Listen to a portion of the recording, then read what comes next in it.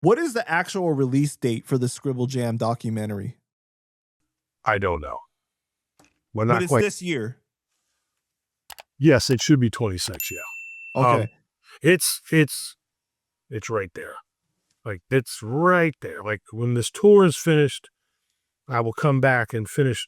The music is done, but we just want to go back through it and like polish it up a little bit. But it's literally, the music is the easy part. They just have a little bit left to do and it'll be good to go. Who's doing it? I don't know what the company's called. The main person's name is Tyler. They were not hip hop kids. They were film students.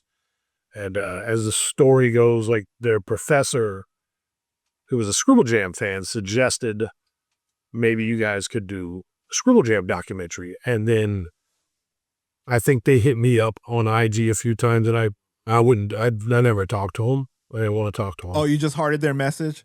No, I didn't even heart their message. I deleted it and then would randomly just yell. I basically cuss at my wife about him a lot. And they kept at it. And then eventually they figured out who she was, Laura, and then they started hitting her up. And so every couple months she'd be, hey, so the Scribble kids, and I'd be like, fuck those motherfuckers. They weren't there. No, they're not real. I did all that. A year goes by easily, and she's like, listen, why don't you just make up whatever rules you have to have for them? See if they can do the first part. Then we'll go from there. So, okay. I said, I want them to do this, this, and this is who has to be interviewed first, or there's no dice. And they did that. And then they edited, and I'm like, oh, all right. So now I don't hate them as much. And they didn't front like they understood the event or anything. They were learning as they went. So then we're giving them all the people and telling them, like this, and this. And that was like 2 years ago now. And so they've been working on it that long. And they put a shit ton of work into it. And like, there's a lot of outside noise. Like, you know what? I should be in there. I should be in there because I was there one time and I farted loud and Big Daddy Kane heard me fart. I want to talk about that. There's 1,000 people in their ears every day. And I'm like, just keep it like it's a comic book. This is the origin story. If it works, you can do 50 more episodes of this and turn it into a series, but the origin story has to be the origin story. So Tyler, I can't remember all their names. I can't. They do have a name. I don't remember. My bad, Tyler, but it'll be done. So you'll know their name when it comes out. How's that? So are you guys having like an actual screening event for it, or like what is the plan exactly? I'm sure we'll screen it here somewhere. I'm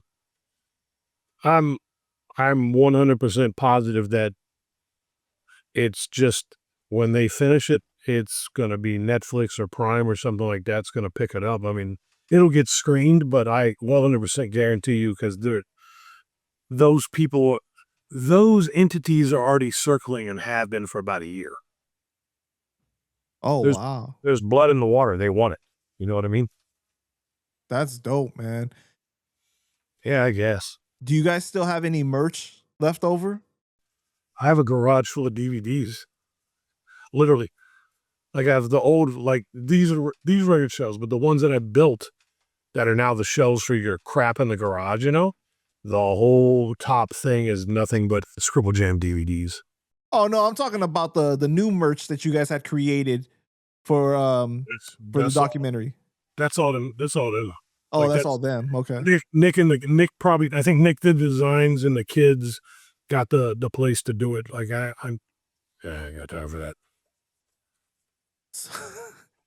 They were just. I'm gonna come visit you, man, and I'm gonna go through the merch that you got of Scribble Jam stuff. Actually, I had a lot of merch, and then when I came back from the last tour, like the little like teenage kids that hang out at the gas station and shit. One of them asked me about a Dibbs shirt, and I'm like, "Yeah, I'll bring you one." I brought him one, and he was like, "Yo, man, everybody's asking about this CBS shirt," and I'm like, "Well, I mean, I already made my money back on them, so fuck it."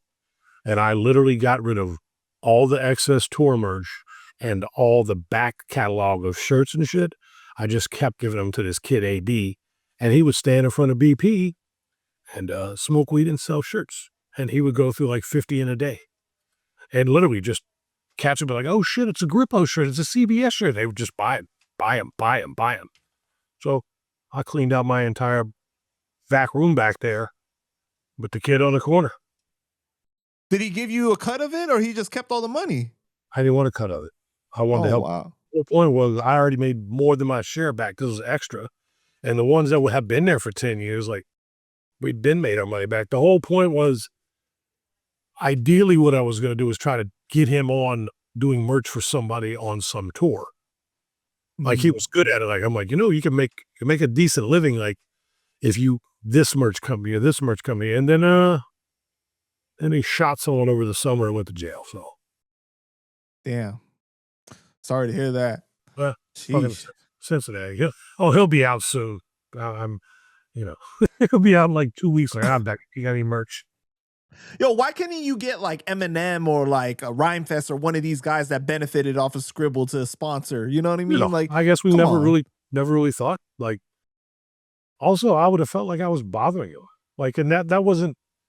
Here's the thing. I knew everybody, but I wasn't the one that I didn't like dealing with. I still don't like dealing with the money. So that would have been like on Nick and them. And then like, that's what I mean. They'd have been like, well, how do we get in contact with them? And I'd be like, I don't know, but I do know, but I would have just, I don't know. There was always, it was last minute when we rushed it. So a smart thought like, yeah, why don't we hit up Marshall or someone like that? Like, hey man, it would have never come out of our mouths because it would have been the smart thing to do. Well, are they in the documentary? Everyone is in the documentary except Marshall. He's in the documentary, but there's no interview. Right. But so Rhymefest did a interview. Yes, he did. Oh, do you get to ask him the question of why you lied? No, it was filmed before that happened. Oh, okay. Dang, to his benefit, huh? When we're watching the question thing later, I'm like, fuck. Like, because he doesn't mention it and that. Like, he doesn't mention it in the documentary at all. Juice is in there, Rhymefest is in there, a lot of cats in there, but Eminem, and I thought we might get him after that thing happened because the communication with management and shit. But it didn't happen. To like, the thing was, we don't want to have Marshall in the interview and be like, how did you lose the battle? That was, like, that's not what we were going to ask. Those kids are just going to ask him, what did you take away from Scribble? How did that roll into this? Like, this is the chance for us to hear the story. Like, Scribble leads to this, leads to this. That's what we're looking for. Not, you took an L and then years later some dude lied about it and made it sound completely ridiculous. We just wanted to, for him to be like, so I went back to the shitty restaurant or whatever. I hated everything. Wendy or whoever hits me up, next thing you know, I'm in LA. And then you can make up whatever story you want about how the tape gets in Dre's hand. And there you go. Right. Yeah. And they still have time. It could still happen. But like, it's also like, you can't just really call and be like, hey, you can. You're Dibbs. I'm not trying to bother nobody. Listen, if I'm this stressed out about going on tour, I don't want to know how stressed out he is about everything he has to deal with every day. Like, if he wants to do it, he can do it. If not, there's no love lost at all.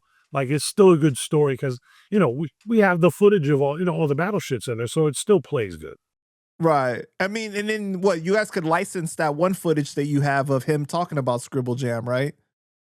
I mean, no. The MTV one that you posted up or whatever, that clip of him talking about it? That's not actually in the documentary. That's just, every time something like that pops up, I'll just put it up. That's not actually in the documentary. Oh, no, I know. But I'm saying, but if you wanted to, you could technically license that to show him talking about Scribble. We could, but I mean, we also have Wendy Day got interviewed for it, like explaining what happened. Oh, nice. Okay.